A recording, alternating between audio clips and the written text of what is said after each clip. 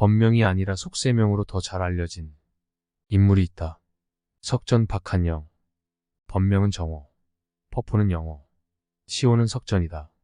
그래서 한영 스님이라고도 하고 영호 스님이라고도 하고 석전 스님이라고도 한다.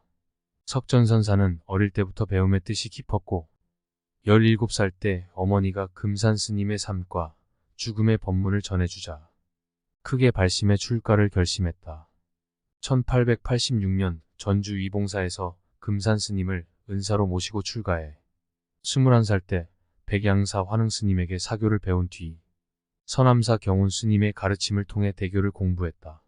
1905년 순창 구암사에서 설류처명선사의 법을 이어 영호라는 법호를 받았다. 설류처명은 조선시대 화엄십지 이구지 보살이라고 추앙받은 설파대사의 9세 법손이고 추사 김정희와 허물없이 지냈던 백파대사의 6세 법손이다. 추사 김정희가 백파대사에게 석전이라는 호를 전해주며 이렇게 말했다. 훗날 법성 가운데 큰 도리를 깨쳐 나라의 기둥감이 될 제목이 나올 터이니 이 호를 전하시게. 그래서 석전이라는 시호를 받았다. 석전선사는 모르는 것이 없을 정도로 지식이 방대해 27살 때부터 전국을 돌며 대강백으로 활약했다. 1899년부터는 산청대원사에서 강석을 펴니 전국에서 학인이 몰려들었다. 1908년 그의 나이 39살 때 일제가 한국 불교와 일본 불교를 합치려 하자 석전선사는 한양으로 상경해 만해 한용운 진흥스님과 함께 이를 반대하는 불교 유신 운동을 시작했다.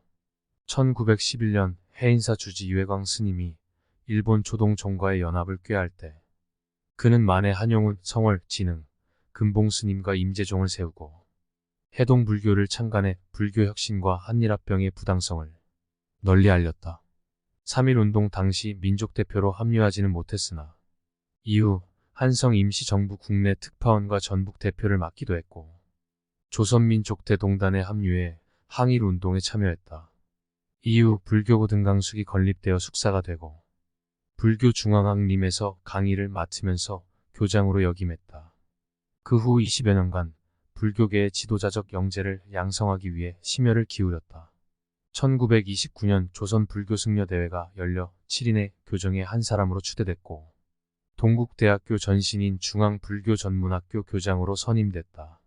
석전선사는 평생에 걸쳐 동서양의 고전을 통해 수많은 배움을 터득했다. 그 결과 석전문초, 석전시초 등의 문집 외에도 정선치문집설, 계약약전, 염송신편 등 9권의 단행본을 출간했다. 그는 저술 활동을 통해 불교 교학서의 재편과 역술, 한국 불교의 역사 자료 정리 기술, 불교계의 각성과 개혁을 촉구, 자신의 선 사상을 표현했다. 그는 특히 이전까지 불린 문자를 내세운 선불교에서 교학 불교를 배척하는 경향과 무의 행의 폐해를 절실히 느끼며 이를 안타까워했다고 한다. 그래서 대승백법, 팔식규거와 인명입정리론 해석이라는 저술을 통해 교학 불교의 중요성을 다시 일깨웠다.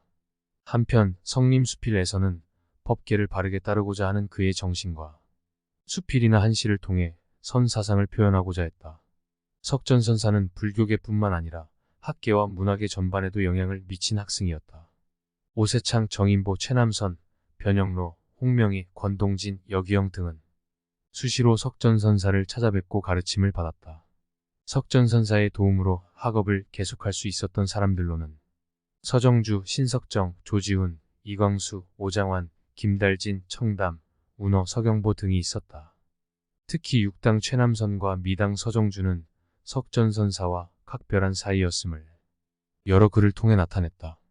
서정주는 옛 스승을 흠모해 그의 시를 베꼈으니 이는 그의 사후에 석전 박한영 시집으로 출간되기도 했다.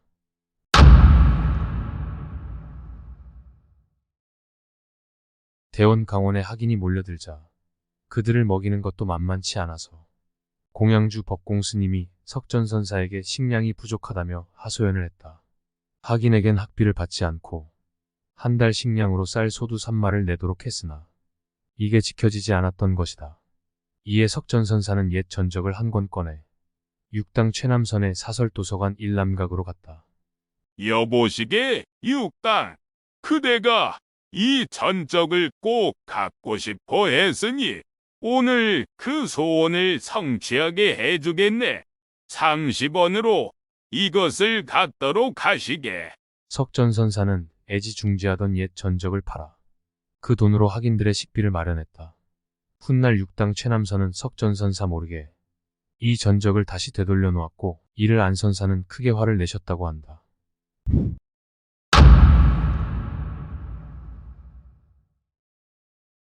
미당 서정주는 대원 강원에서 머리를 깎고 불교 공부를 하면서 석전선사 모르게 담배를 피웠다.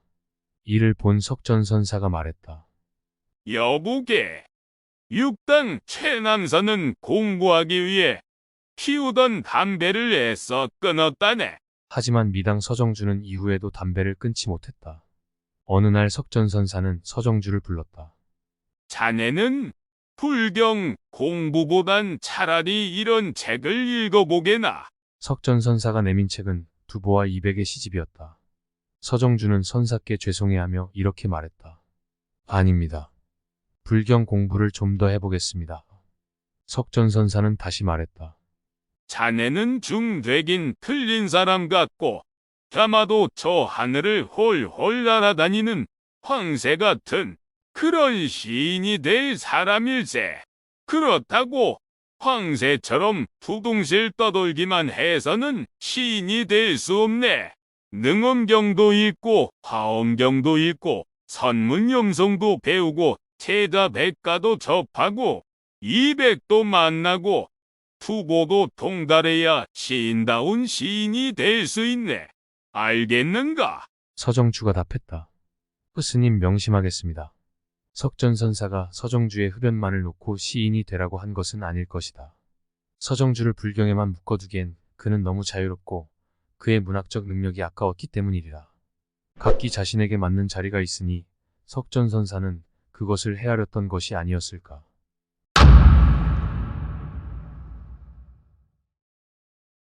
영호대 종사어록에 보면 이런 글이 나온다.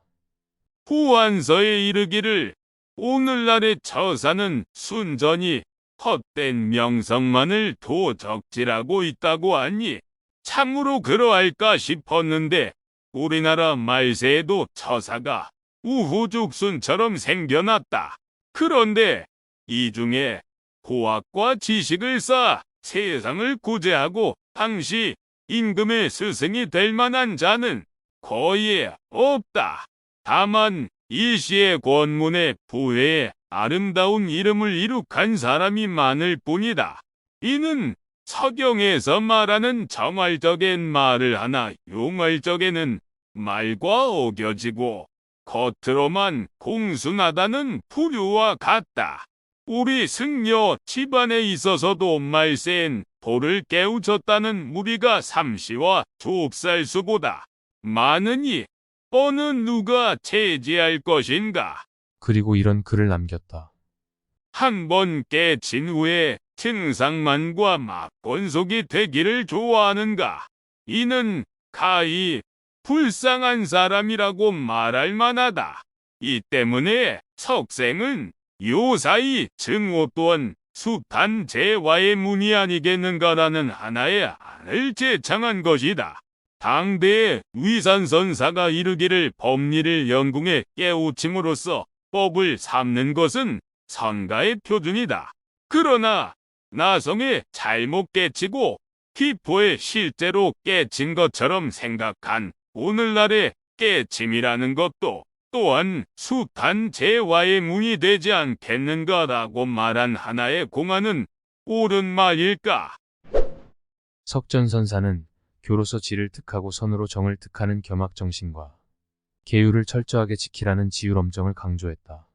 특히 석전선사는 열애선과 조사선을 논할 때 근본을 혼동하지 말라고 했다. 열애선은 열애의 가르침으로 깨닫는 선을 말하고 조사선은 조사들이 이룩한 선 사상을 말한다. 열애선과 조사선이라는 말은 열애에 깨우친 바와 조사가 전수한 바와는 무관한 것이다. 봄물과 가을산이 제각기 알립한 것과 같다. 남에게 줄 수도 없고 말할 수도 없는 것을 굳이 이름 붙여서 조사선이라고 하였지만 조사선을 향상이 위에 올려놓고 열애의 진여법을 깎아내리려 하면 안 된다는 것이다. 만에 한영운도 불교는 선과 교를 떠나 말할 수 없고 교로서 지를 득하고 선으로 정을 득하는 것이라고 했다. 1945년 76세에 조선 불교중앙 총무원 초대 종정이 됐고 1948년 4월 8일 전북 내장사에서 입적했다.